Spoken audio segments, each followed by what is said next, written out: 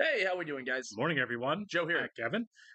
So the marvelous Mrs. Maisel. Last episode was a really good episode because we got to see that Midge is not perfect at this yet. Yeah, honestly that was a concern of mine as we were going into the show because she got on stage episode 1, episode 2, episode 3, and just kind of free flow crushed it, right? Yeah. And it's like, is this going to be a show where it's like she's such a natural to stand up that she never knows failure? Because that's you don't want to generalize and lump everyone together, but it's pretty standard to bomb in your sets. So I was really glad that when she actually tried to go into written material, they showed that, right? Because we got that sense with Joel. Joel was a naturally funny guy in conversation a lot of the times. Yeah. But as soon as he tried to be a stand-up and get on stage and do an actual routine, terrible. Absolutely terrible. It's a different thing.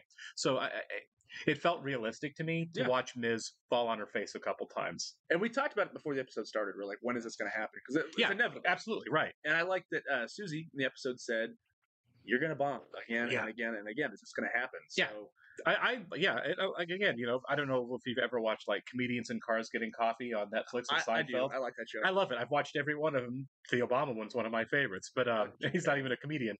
But so many of the comedians on there talked about, good comedians talked about getting on stage when they were young and falling flat on their faces. Eddie Murphy had a great story. Louis C.K. had a great story of like, not just like, oh, my set didn't go well, but, oh, you have no idea. I was garbage, It's a learning experience too. It right? is, for sure. You hone your craft, and that's how you know what's funny and what's not funny. What works and what does. That's what Susie even said. Like, you see these good comics and their polished sets, and you think they don't fail, but that's after being on the road and trying out material. And just falling flat on your face. And she didn't handle it well. So no, I love that too. She essentially quit, which we know she doesn't quit because we have a whole show ahead of us. So. Right. I want to see what the catalyst is that brings her back to the stage, because I'm assuming this episode she'll be back at it again. Right. Well, you look at episode 1 and 2. Yeah. She got on the stage on 1 after Joel left her, right? She got on stage in episode 2 when her family's all fighting and she finds out she has an apartment. I think that's going to be, like, it's not going to be like, I do want to be a comedian or I need money. I think it's going to be like, I am angry and have something to get off my chest, and that's what gets her on stage. It's therapeutic. Yeah, for sure. Because every time she's been on stage and killed it, it was after some type of I don't want to say traumatic, but traumatic event. You know what I mean? Just big that happened. So, something that made her mad for sure. Yeah, and she's usually a little drunk. Right. So I hope that we get back to that. And I don't want to see a whole episode where she's just kind of wallowing. No, I think that's what the last episode was, right? Yeah, I do too. I agree with you. I think we're getting into sorry, I didn't mean to cut you off there. I was going to say, I think we're going to get into the episodes where now it's time to actually try to do this in earnest, and I think Susie's going to have to play a big part of that. I agree. Yeah, sorry, go ahead. Well, I was saying, I like to do them as a team, you have to have this in a dramatic narrative, right? Oh, sure. Even if it is a comedy, there's always that moment where, down but not out against Dark the ropes. Night of the Soul. Yeah.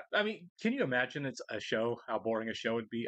They exist, right? They don't last long. Where, like, I want to do this thing and everything goes great. I'm like, man, I just want a show where there's no drama or no tension. If that's the case, and any project, movie, or show where that happens, there's always an end, right? Like look at Goodfellas with Wall Street. It's always smooth sailing for the whole movie, and then it falls at the apart. very end. Right? It's all about no, it's not. Yeah, right. The end of it. So. Oh, hubris! Thy name is cocaine. Yeah. I doubt Midge goes that route. Right.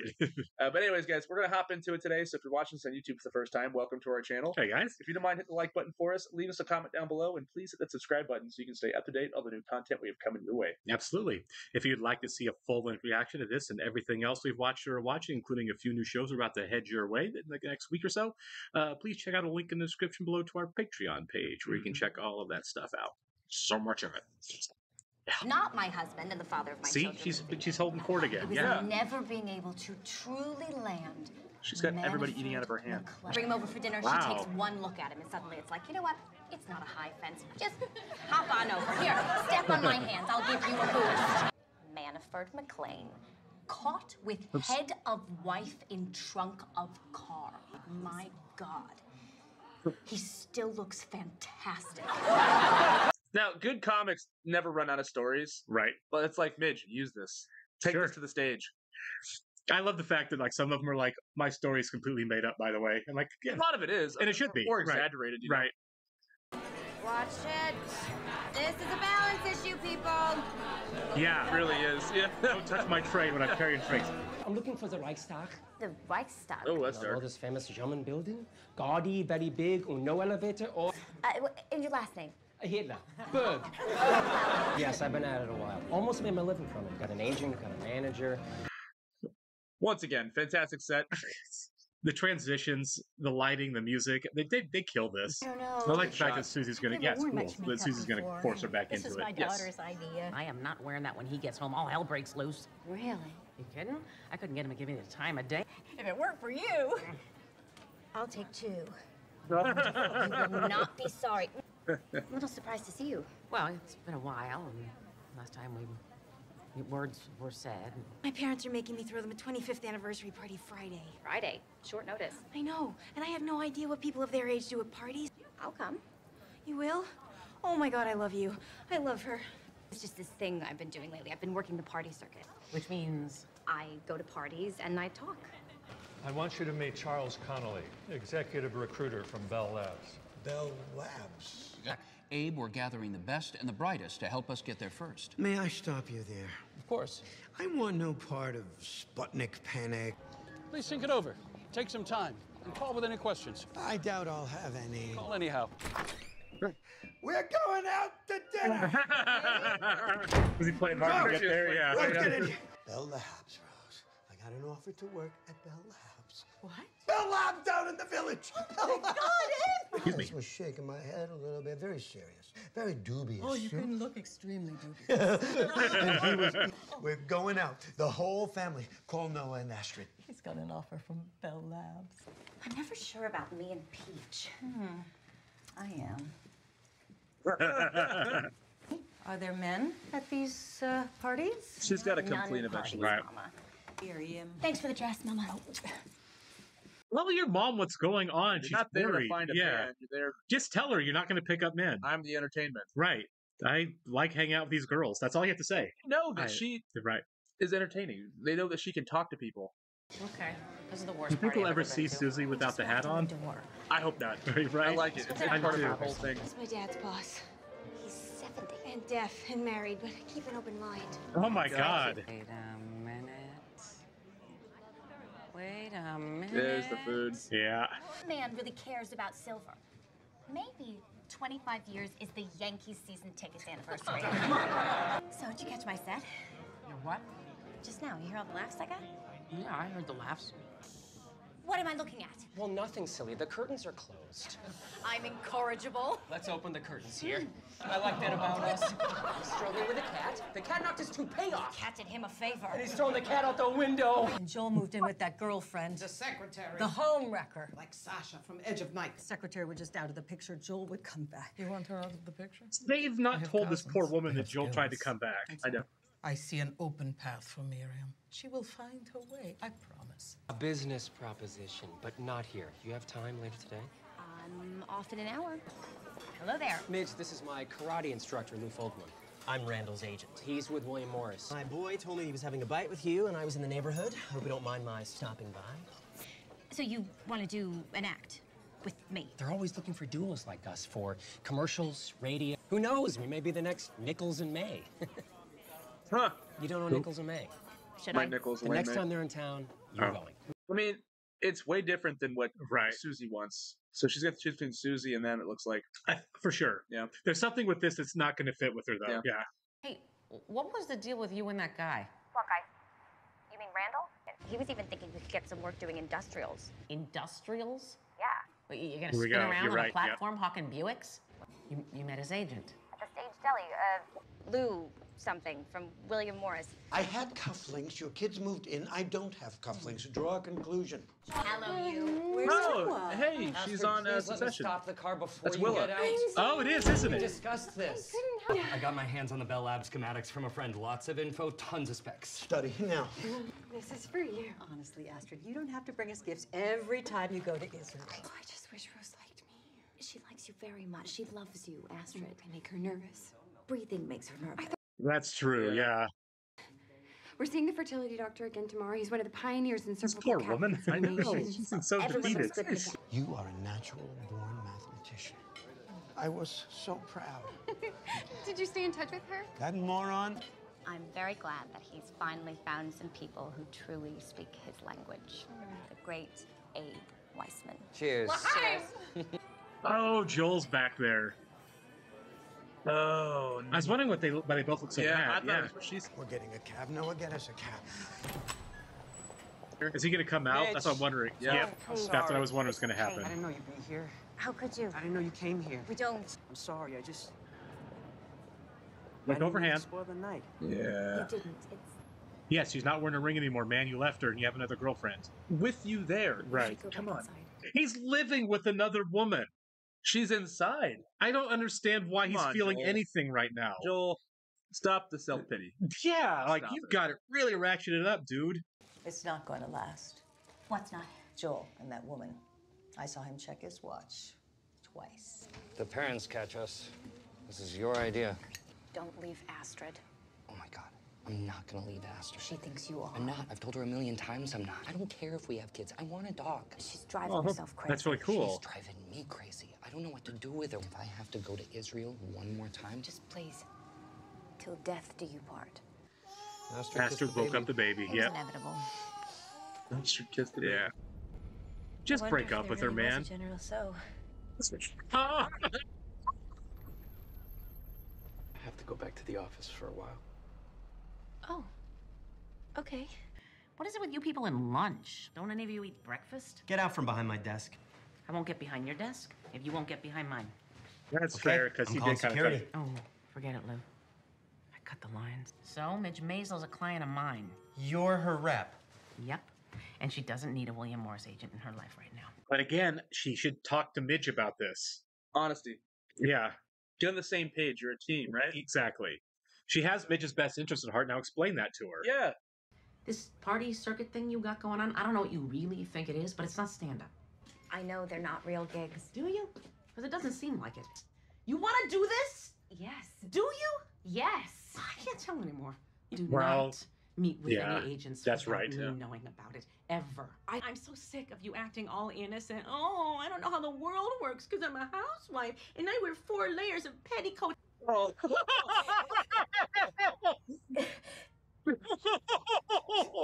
I'm Help her trying out. to get it These are right. things. I'm You trying should to help figure her it out. Yeah. I know the parties aren't gigs. I know I'm not really doing stand-up. If you're going to be a personal manager, then sometimes you're going to have to deal with the personal, and this That's fair, too. Yeah. is personal. Yeah, go in for the hug. There you go. There. All your background checks are completed. You sailed through faster than most. Very good. There's going to be a hang-up here. I do. Would be your daughter's arrests. Oh, no! Her arrests.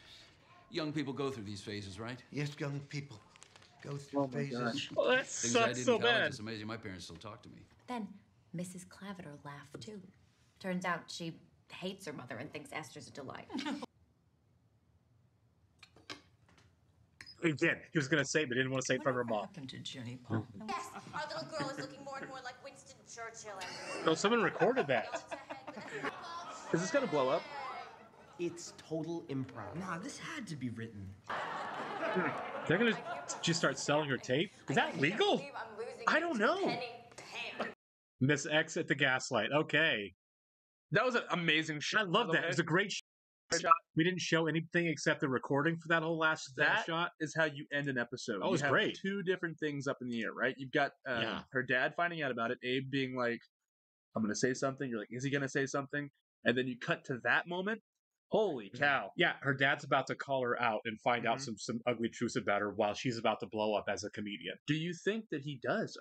I mean, it's got to come out eventually, obviously, because he found out about it, which Right. I thought, okay, so you said you think this is going to get hung up in some way. I don't think it will now. At first, Yeah, I did too. They drug it out for a while. Right. In the beginning, I was like, all right, well, maybe call him just because, like, why? I can see it being to where, like, he would go to get the job and they already gave it to somebody else. I was pretty sure that he wasn't going to get it. Like, what's going to be the snag? Yes. Does he have something in his background? You know, maybe I'm thinking about Oppenheimer. Where it's like, me too. What is something dumb That's in his kinda what I thought, background? too. Yeah. What was something dumb in his background that would affect his government clearance in the paranoid 1950s of America? But no, it's such a great twist. It's no, he finds out about his daughter's like secret life through this, which is kind of amazing. Which we never really found out how. We never really guessed how that was going to happen. Like we knew it was going to happen eventually, but I assumed it was going to happen that she was going to start becoming successful at stand up, and eventually you're just not going to be able to hide it. You know what I mean? Sure. I mean, I envisioned some point, maybe in season 2 or 3 or 4. She's on stage and her parents are sitting there watching her, feeling shocked and appalled. You know, just seeing their faces. Yeah. I mean, the faces we've gotten a lot of times from them on this show. By the way, Abe face is so funny. Oh. Abe is one of my favorite. Tony Shalhoub is a freaking treasure, man. And I haven't watched a lot of his television because I never watch Monk, but I've seen him in plenty of movies, and he is great. And he's so good on this. A couple episodes of Monk. It's one of those shows when I was home sick from school. Right. It was always on USA. Sure. What a cliffhanger! Like I can't get over how they ended that episode. That was fantastic, and I love that. Like they didn't show the guys in the basement. Oh, such a great choice, wasn't it? They even had the flickering light with the overhead shot. They flick it and it comes back on. They see your hands a little bit, but that's it, because the focus is on Midge's album. And you keep it there and then they write the title of the episode on the tape. Perfect shot. It was great. That's fantastic stuff. That's it good. Really is. Good television production right there. Susie, this episode, at first we thought she was kind of being terrible. We weren't really sure what her MO was there. Right. And then like she has that great moment with Midge in the apartment where she's like, no, like I am your agent. You don't talk to anybody else. Like you need to grow up and take this seriously. I loved that moment. Yeah. She kind of won me over. She won me over too, but I think Midge had the right response too. Well, you're going to have to bend a little for me too. She does.